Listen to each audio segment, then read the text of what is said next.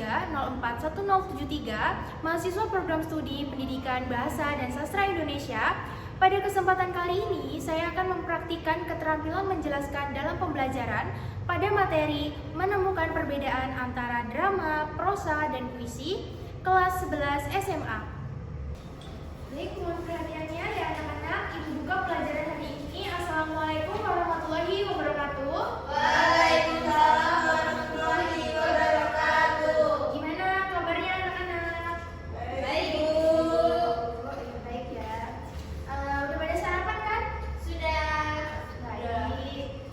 Sebelum kita mulai belajar hari ini, alangkah baiknya kita berdoa supaya pembelajaran kita hari ini bermanfaat dan diberi kelancaran. Untuk ketua kelasnya, disilakan untuk memimpin doa teman-temannya. Baik, sebelum memulai pelajaran hari ini, apa baiknya kita berdoa? Doa baik. Doa selesai. Baik, sebelum itu Ibu mau cek kehadiran kalian dulu ya. Wita Herlina, Hadir, Bu. Putri Aulia Zahra, Hadir, Bu. Intan Nur Aini, Hadir, Bu. Denisha Atta Adila. Hadir, Bu. Baik, hadir semua ya untuk hari ini. Sebelum kita mulai belajar hari ini, Ibu mau mengajak kalian untuk ice breaking biar kita tambah semangat di pagi hari yang cerah ini. Bu. Ibu punya namanya tepuk sastra. Wah. Jadi kalau misalnya Ibu bilang nanti ada 3 sastra ya, puisi, prosa, dan drama. Jadi kalau Ibu bilang puisi, tepuknya 3 kali. Tapi kalau Ibu bilang prosa 2 kali, kalau drama 1 kali. Dan mengerti semuanya? Baik ya, puisi, drama.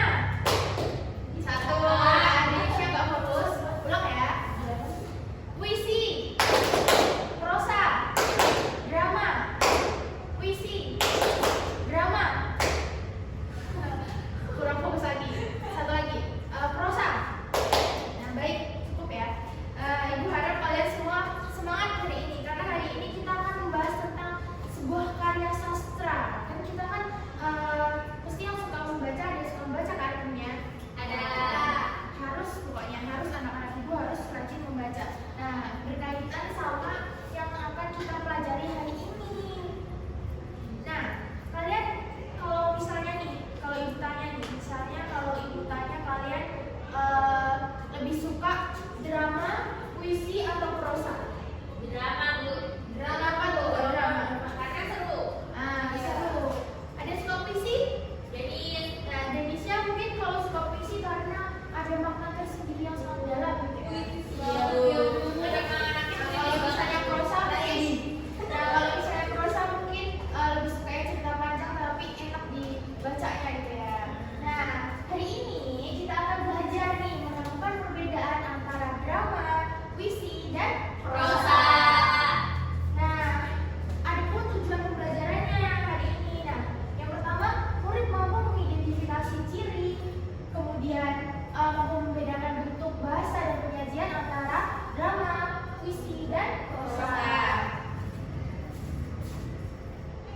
Nah, sebelum itu nih, Ibu mau tanya nih, di 3 gambar ini mana yang puisi?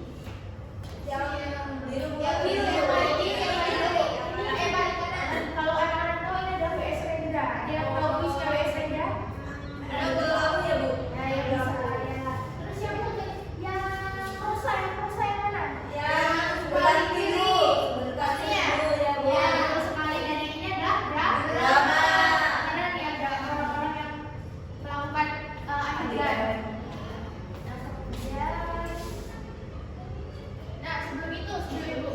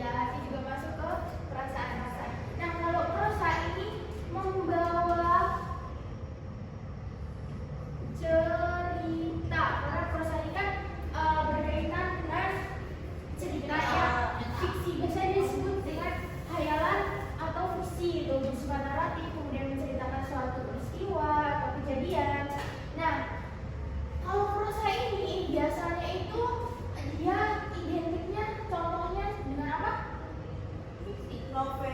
Ya, betul, novel. Kemudian ada apa lagi? Cerpen. Cerpen. Kemudian satu lagi? Dongeng, Bu. Ya, dongeng bisa. Nah, intinya yang ini kan adalah cerita yang bebas. Jadi dia bebas, tidak terikat oleh aturan. Kalau puisi itu kan seringkali kita terikat oleh rima, diksi, bunyi, gitu kan. Nah, kalau yang drama itu cerita yang dapat dipentaskan. Kemudian dia berisi dialog-dialog antar tokohnya. Nah, ini contoh drama, puisi, dan prosa. Kalau kalian lihat nih dari bentuknya mana yang puisi? Yang gambar satu, puisi yang tengah, Dua. di tengah. Kita perhatikan dari bahasanya yang lihat nih. Aku ingin mencintaimu dengan sederhana, dengan kata yang tak sempat diucapkan, kayu kepada api yang menjadi abu, dan seterusnya. Nah, itu kan dibacakan dengan nada, kemudian diksi-diksi yang digunakan nih ada makna tersirat di dalamnya kan. Nah, kemudian kalau drama yang mana nih antara ini atau ini? Kelihatan nggak? Satu. Ini Bu. Ya, ini. Nah, ini kan nih apa dia ada tokoh-tokohnya nih. Misalnya yang dibacakan Suriwang, dan terus memasuki panggung membawa seikat mata tombak tak bertangkai berhenti dengan satu tangan berpegang pada sebuah songgok. Nah, ini kan kita termasuk narator dari sebuah adegan drama. Nah, kemudian nanti di sini ada dialognya. Ini merupakan contoh penggalan dari drama Mangir karya Pramudia Antartoya. Nah, yang terakhir adalah prosa. Nah, ini contoh dari prosa. Jadi dia bentuknya cerita. Jadi ini diambil dari penggalan cerpen Romaratus karya Zainuddin. Nah, ada yang pernah baca prosa ini? Jadi ini prosa yang isinya cerita-cerita. Kalau kita lihat dari bentuknya sekilas, itu sudah terlihat jelas kan mana yang puisi, mana yang drama, dan mana yang prosa. Nah, selanjutnya. Nah, ini dia perbedaan utama antara drama, puisi, dan prosa. Tapi sebelum itu Ibu mau tahu kalian dari definisi ini nih, mana apa ciri-ciri dari drama, puisi, dan prosa? Drama, coba kalau drama ciri-cirinya yang pertama apa? Ada dialog. Ya, ada dialog. Kemudian ada tokoh, ada unsur-unsur yang intrinsik dan ekstensif. Kalian sudah paham kan itu? Karena belum sudah baca itu kan. Nah, kemudian ada apa lagi? Dapat dipentaskan. Iya, tepat sekali, dapat dipentaskan. Kemudian apa lagi? Adanya konflik. Ya betul, dia masuknya ke unsur-unsur intrinsik dan ekstensif. Biasanya drama ini dia itu munculnya itu bisa terinspirasi dari kehidupan sehari-hari.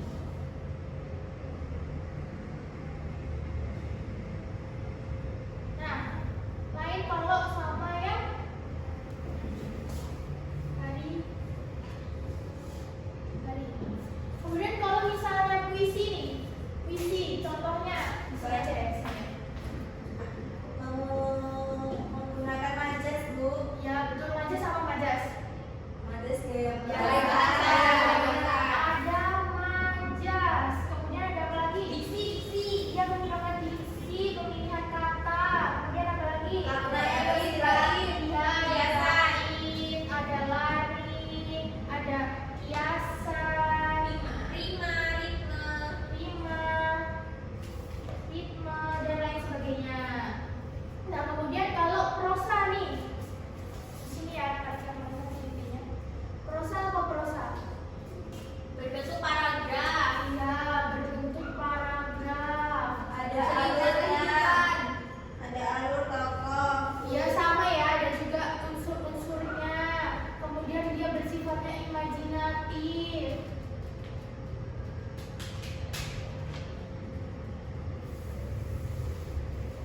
Ada juga yang tidak bersifat imajinatif, tapi kita fokuskan ke yang fiksi ya, yang novel, dongeng, cerpen. Nah, itu tadi ciri-ciri dari drama, prosa, dan puisi.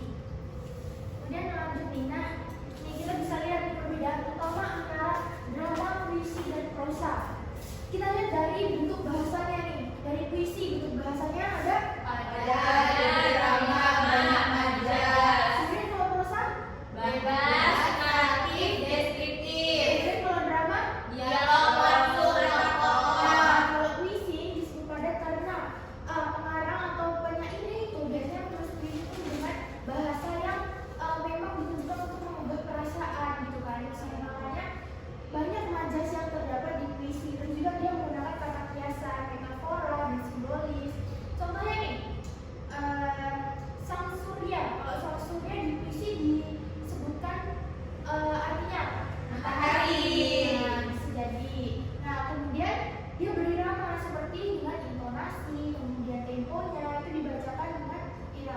kemudian kalau prosa nih bebas, naratif dan deskriptif.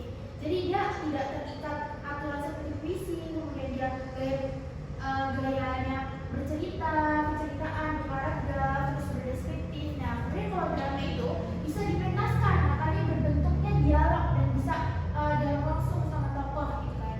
Nah, coba kalau dari cara penyajiannya, yang puisi apa anak-anak? Dibaca dengan ekspresi. Kalau prosa? Dibaca sunyi atau naratif. Kalau drama? Dipentaskan bentuk tokoh. Nah, ini cara penyajiannya. Jadi kalau yang puisi ini dibaca dengan ekspresi, seperti kalau misalnya puisinya tentang aku karya Haidil Anwar itu kan dibacanya harus dengan nada perjuangan. Jadi belum baca pasti ya puisinya aku karya Haidil Anwar. Nah itu kan dia berlatar belakang kemerdekaan, jadi dibaca harus semangat. Terus kalau misalnya Putri mau bikin yang sedih, pasti bacanya sedih kan? Masa mau baca apa teksnya sedih bacanya bahagia? Nanti dikira apa gitu ya? Terus kalau prosa nih dibaca sunyi atau naratif. Nah ini maksudnya ini dia tuh bisa dibaca dalam hati, kemudian dia bisa dibaca kayak cerita, kayak kalian berdongeng, kemudian kalian baca novel atau cerpen gitu. Ada yang suka baca novel atau cerpen? Ada. Ya, ada yang suka teori ya pasti ya.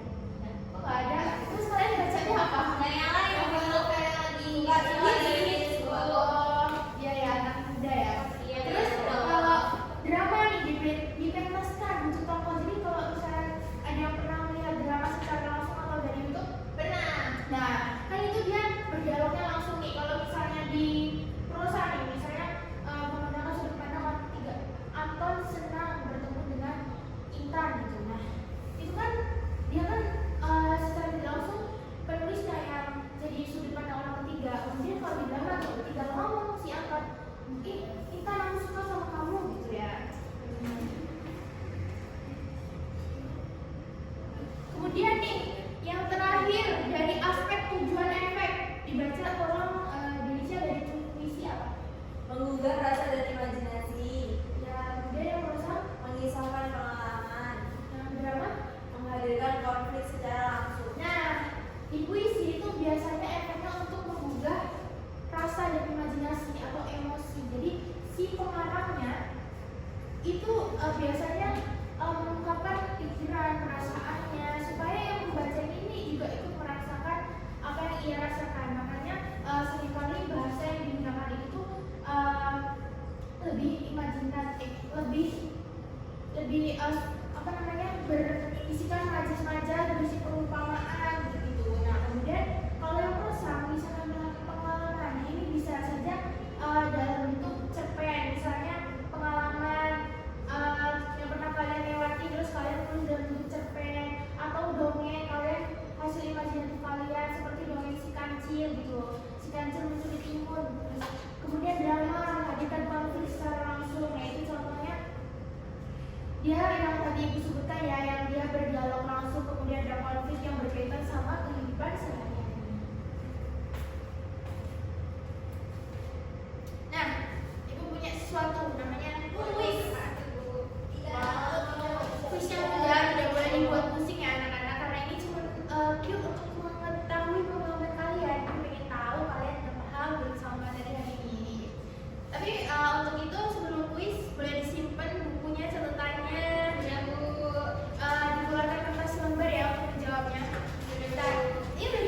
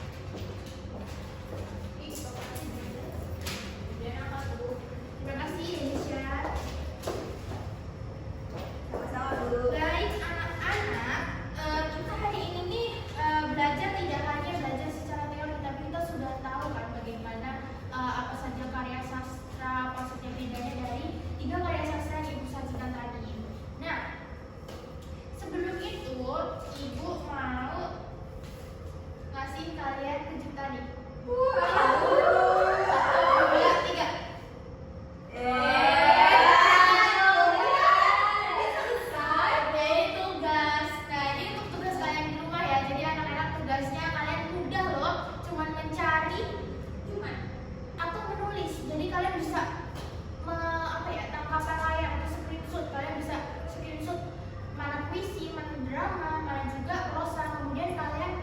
Bawahnya dikasih keterangan satu aja. Kenapa puisi ini menunjukkan puisi, kenapa teks ini menunjukkan prosa, kenapa teks ini menunjukkan drama.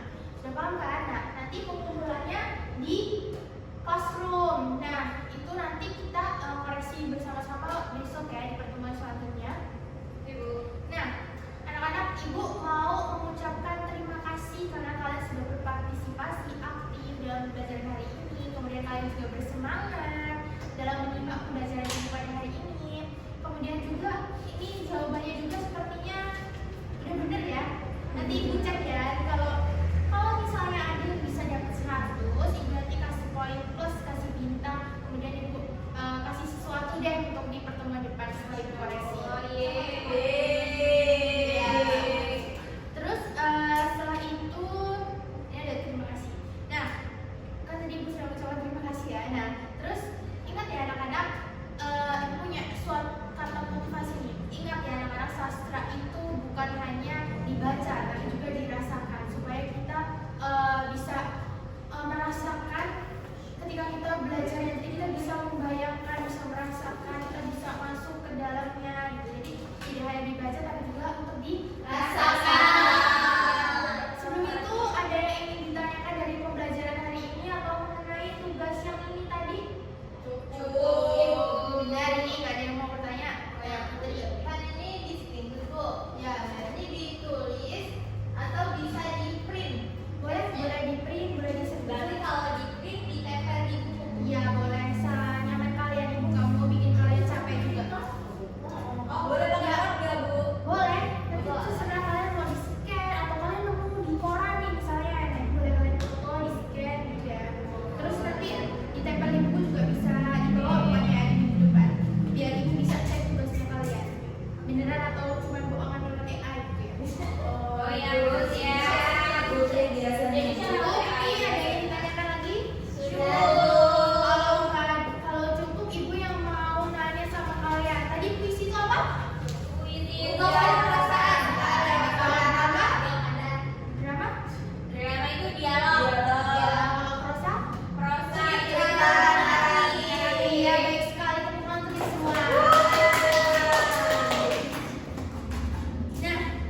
Nah, sebelum itu, sebelum Ibu mengakhiri pembelajaran hari ini, mari kita berdoa dulu supaya hari ini kita belajarnya membawa keberkahan dan bermanfaat untuk semua. Untuk kelasnya, tolong bimbing doanya ya. Baik, untuk mengakhiri pada pertemuan kali ini, doa dimulai. Doa selesai. Baik, terima kasih anak-anak. Tetap semangat semuanya. Ibu akhiri. Wabillahi taufiq wal hidayah. Wassalamualaikum warahmatullahi wabarakatuh. Waalaikumsalam warahmatullahi wabarakatuh. Terima kasih Ibu.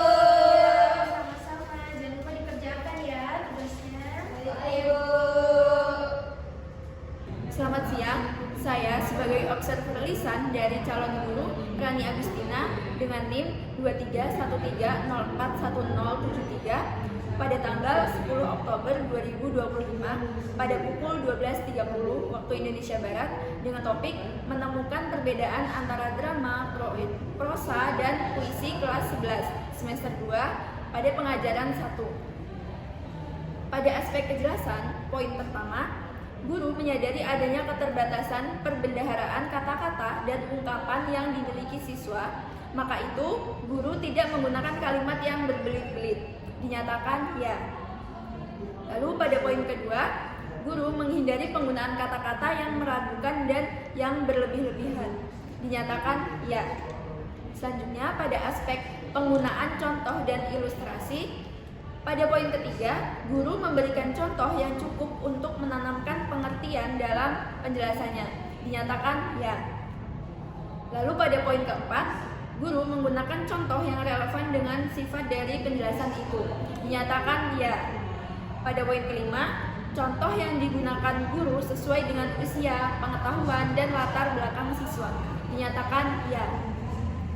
Selanjutnya pada aspek pengorganisasian, pada poin ke-6, guru menunjukkan dengan jelas pola atau struktur sajian, khususnya hubungan antara contoh-contoh dan generalisasi atau hukum dan rumus. Dinyatakan ya. Selanjutnya pada poin ke-7, guru memberikan ikhtisar butir-butir yang penting, baik selama pelajaran maupun pada akhir pelajaran, dan bila perlu memberikan penjabaran tambahan. Dinyatakan ya. Selanjutnya pada poin ke-8, guru mengadakan variasi suara dalam memberikan penekanan pada hal-hal penting dalam penjelasannya. Dinyatakan ya. Pada poin 9, butir-butir penting dalam penjelasan diberi tekanan dengan cara mengulanginya, mengatakan dalam kalimat lain, atau menyebutkan satu demi satu seperti 1, 2, dan seterusnya. Dinyatakan ya. Selanjutnya pada poin ke-10, penekanan yang berbeda diberikan pula dengan mimik, isyarat, ataupun dengan gerakan selama pelajaran berlangsung. Dinyatakan ya. Selanjutnya pada poin 11, pemberian tekanan juga diberikan dengan menggunakan gambar-gambar, demonstrasi, dan benda sebenarnya. Dinyatakan ya. Selanjutnya pada aspek balikan, pada poin 12, guru mengajukan pertanyaan untuk mengetahui pemahaman, minat, atau sikap siswa tentang relevansi atau kegunaan penjelasan tersebut. Dinyatakan ya. Selanjutnya pada poin ke-13, guru menggunakan balikan itu untuk menyesuaikan ketepatan atau mengubah maksud penjelasan itu. Dinyatakan ya. Sekian dari saya selaku observer lisan. Selamat siang.